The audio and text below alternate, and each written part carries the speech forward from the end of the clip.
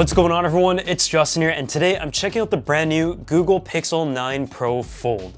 I spent nearly $2,700 on this phone here in Canada, and it's honestly one of the phones that I wanted to check out the most this year, but at the same time, at the very high price point, I had a lot of questions as to whether or not it is the perfectly executed folding phone design, or it's a phone that you should wait another year for as Google continues to make improvements as only their second generation making folding phones. So for starters, the folding phone industry is an interesting one, and it's an area that has gotten a lot more traction with 25% year-over-year growth in the industry. And although the sales volume is still far less than typical phones, expectingly, they've gotten a lot better, they've gotten a lot faster, more durable, and they still hold a very high price tag. I think for me, to summarize the experience, what's made the question very hard is not exactly whether or not this folding phone is good enough, but it's the fact that the Google Pixel 9 and the Pixel 9 Pro is so good on its own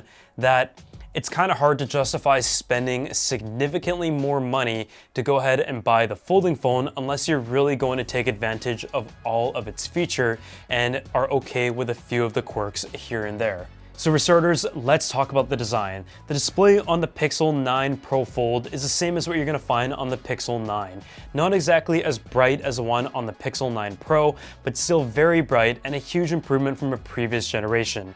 As you open it up, this screen on the inside is also beautiful. I mean, you take a look at it, it features a 1:1 aspect ratio in its display, which I'm going to give my opinions on, but when it comes to brightness and pure quality, it is gorgeous. The display on the front is 6.3 inches, which I would say is the perfect size for an everyday phone. You hold it in one hand, it has just enough space on both sides, it doesn't feel too big to hold as well, and you can get a really good grip with it because the phone is a little bit thicker as a result of the fold.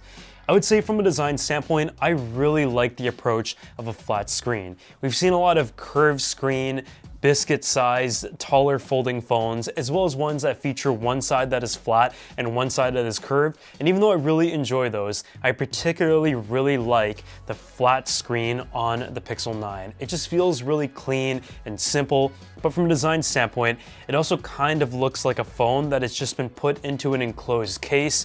So I'm not exactly sure what I think about the kind of squared shape on one side, but the circular design on both sides of the screen. I would have liked to have seen the screen potentially curve off into a sharp corner and around along the edge, but I can also understand the design approach here because of how rounded the edges are. As you open it up, you have an 8-inch display, and the 1:1 screen aspect ratio is one that I think has a lot of benefits and drawbacks at the same time. Certain folding phones are really good for gaming, others are good for multimedia, and of course, some are good for productivity as well. And I think this phone excels in that third category. When you're viewing documents and stuff, it actually allows you to see it a lot more easily, and I think it's a phone that's very comfortable to use in this format. I found when holding it more vertically, it just wasn't as comfortable. And I think for timeline-like apps such as Instagram and X that has become a lot more vertical, it wasn't exactly my favorite screen aspect ratio. When it comes to watching videos as well, I also found that there was a lot of wasted space on the top and bottom, but when it comes to gaming, I feel like this aspect ratio makes a lot of sense. So I would say from the productivity standpoint, the 1:1 aspect ratio makes a lot of sense and gives you a ton of real estate to work with. And also from a typing standpoint, I found it to be very comfortable to use, but comparative to other folding phones, it does have a more visible crease from what I've noticed. Obviously, when you're just like doing your day-to-day stuff, you're not gonna notice it as much, but just from looking at it objectively, compared to smartphones that I've seen from Asia in like 2022 and even 2023, the crease is a bit more visible. When it comes to the thickness of the device, Google does make a claim that this is the world's thinnest folding phone, coming in at just 5.1 millimeters unfolded and 10.5 millimeters when folded up. And at the time of its announcements, it may have been, but Honor actually came out with a folding phone that was 4.3 millimeters in thickness and about 9 millimeters when folded up. And so, I mean, it was very short-lived. But I don't think that's really an issue, because at the end of the day, the thickness of your folding phone is not really the main priority. It's down to the durability, the crease, the battery life of the device, and obviously the overall performance and its well-rounded scenario. And honestly, when I first picked up the Pixel 9 Pro Fold, I didn't really think of it as one of the thinner folding phones on the market because of its edged-off design on the side being flat, which I really enjoy from a holdability standpoint. It just doesn't feel as thin as some of the folding phones that I've tested out that have gone with a more tapered design. It is also one of the heavier ones out there, but I mean, compared to like the Samsung Galaxy Z Fold 6, it is thinner by quite a few millimeters. And I mean, the design is very consistent throughout with the solid black finish. And personally, I think I do like the light one a bit more, but you also have to note that there is a pretty big camera bump that is over a millimeter in thickness along the back here. Obviously, not a huge concern from my standpoint, but when you have a folding phone sat down on a desk and it just doesn't sit still, I mean, it is something that I do have to bring up, but I understand that all folding phones do have some sort of bulge one way or another in order to achieve the title as one of the thinnest folding phones on the market. When it comes to the durability of the device, when I first opened it up, I didn't really feel like there was any sort of durability issues. You take a look at just how flush everything is along the edges, the hinge is fully concealed, and as you open it up, the device just has like a nice click to it. And I mean, I just feel like it is a very solid phone with the metal edging and a whole bunch of different combinations. And so from an everyday usability standpoint, you shouldn't have any issues.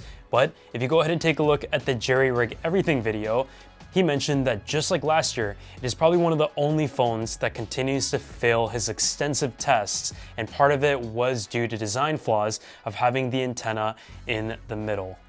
That is obviously a question for concern, because as someone who paid $2,700, I have to make the decision of whether or not I feel like this device is fully worth it, or if I plan to go ahead and sell it. This is the device that demands the very highest of price points when it comes to a flagship folding phone.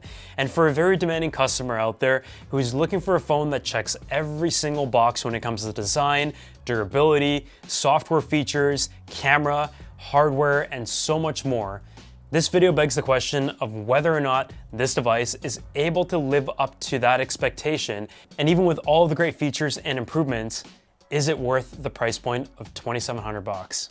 And transitioning into the software experience, this generation features the Google Tensor G4.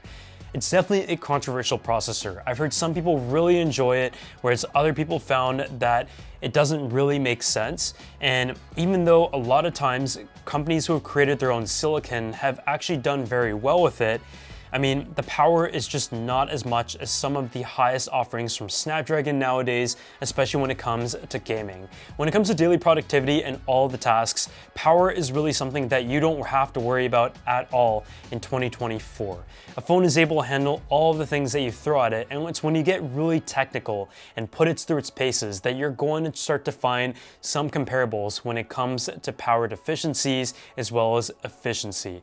In this case, you have a very efficient processor. The battery life is really good on the Pixel 9 Pro Fold, but when it comes to extensive gaming, if that is something that you enjoy, that is where you might notice some heat dissipation issues when it comes to the inner foldable body. And I would say that from my perspective, based on the tasks that I do on a phone, which rarely involves gaming, whether it is a Snapdragon processor, a Tensor, or Exynos, or a MediaTek, I personally don't really notice a big difference.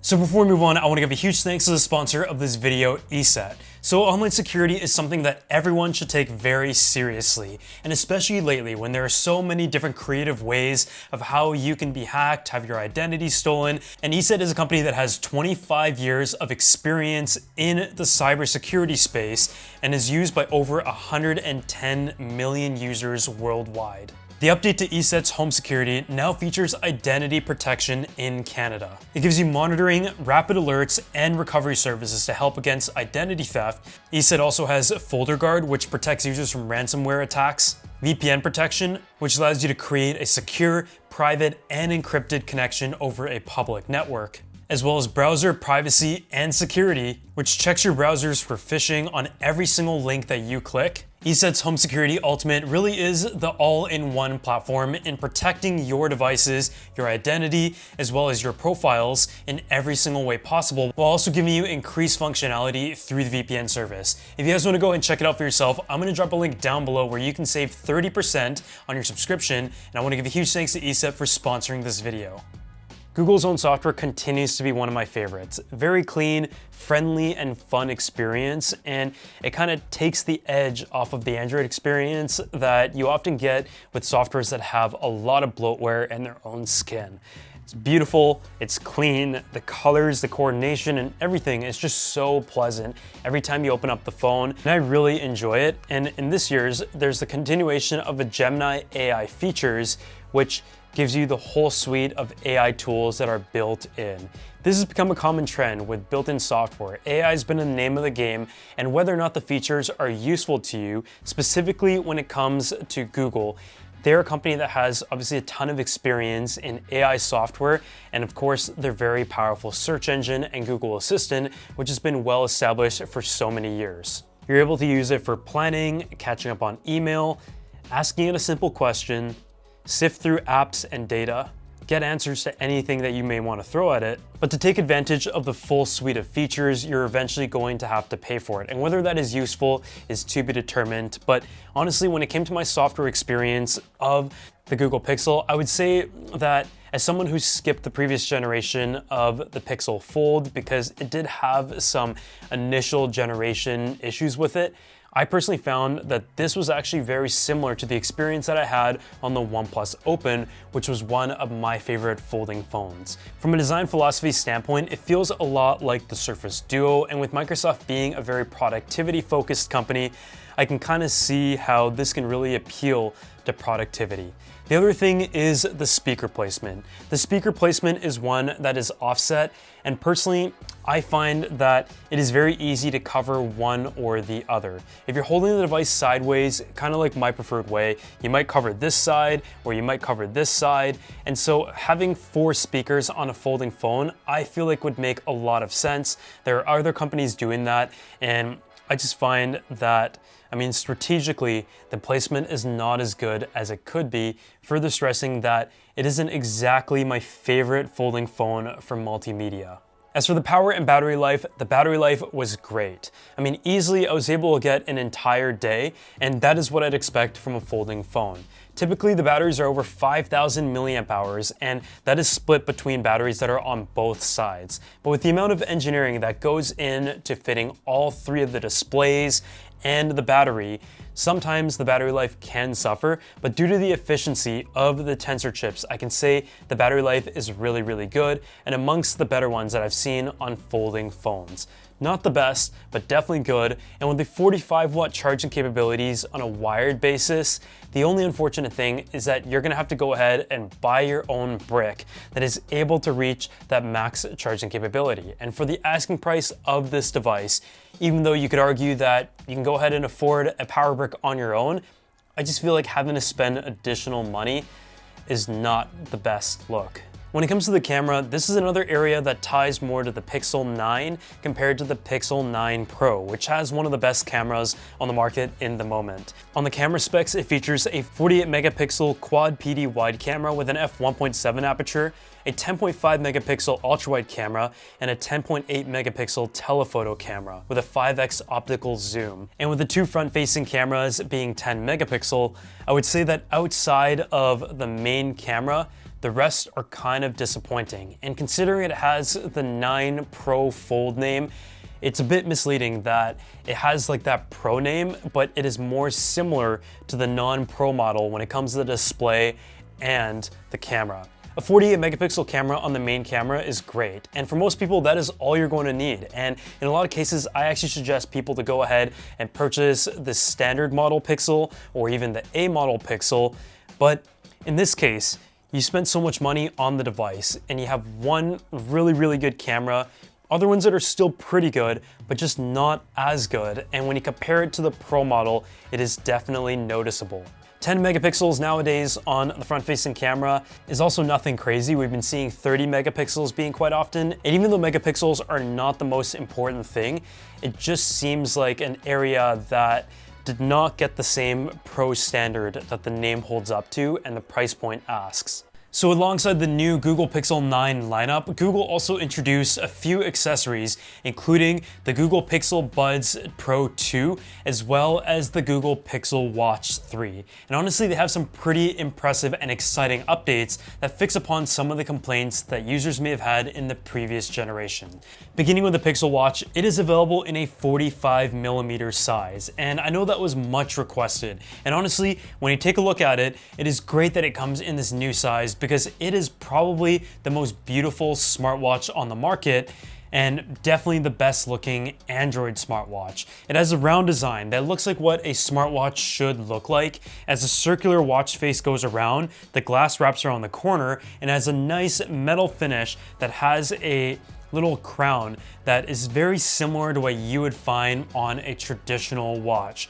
Very intuitive, nice and thin, and the watch itself is also really comfortable, and of course you can customize the bands exactly the way that you would like. But from a hardware standpoint, I've got to say that this is probably the best feeling smartwatch. Super light on the hand, just feels very friendly, and I have this watch face customized right here, and as you scroll down you have all of the settings, of course, and as you tap it, it will take you to all of your apps. And the 45mm display in all of its glory, giving you 40% more screen real estate, makes all of the difference, considering it is an option that wasn't available before. The battery life on a full charge can also reach up to 48 hours, and that is a big jump from the standard size. And in addition to that, the display is also 2000 nits in peak brightness, which is double to the previous generation. It is up there with the Apple Watch in terms of the screen brightness, and in terms of a competitive offering, I would say that it pretty much checks all of the same boxes, and it makes a strong case for any Google Pixel user to just carry that ecosystem over to your wrist and to your earbuds, but it's possibly one of the best Android smartwatches in the market, period. On the other hand, the Google Pixel Buds Pro 2 also have some great improvements. First off, I love the case. Super clean, round, and soft, and at the same time, the earbuds themselves also follow a sleek design language that also offer in many different fun colors if you just want that bit of splash.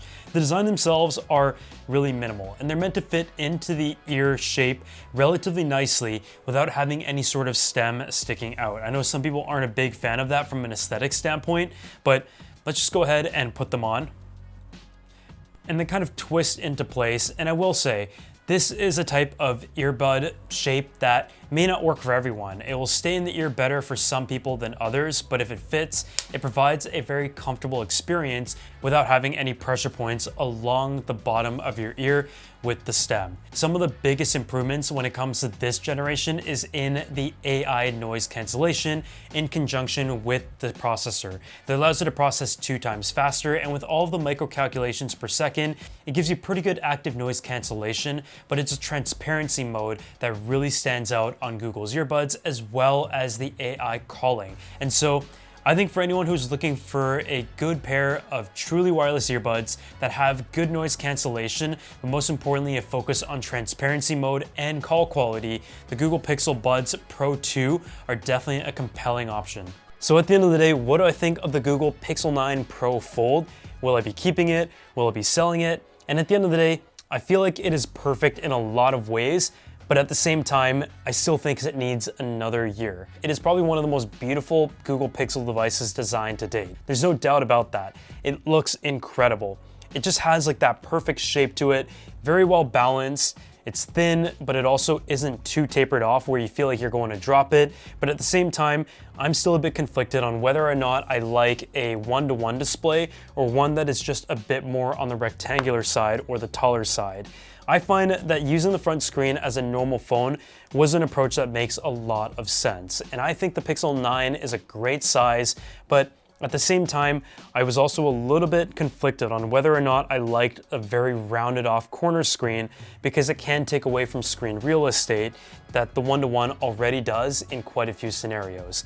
On the other hand, productivity on this device is A1, and having the split screen design right down the middle and the software that is able to support that is really, really great.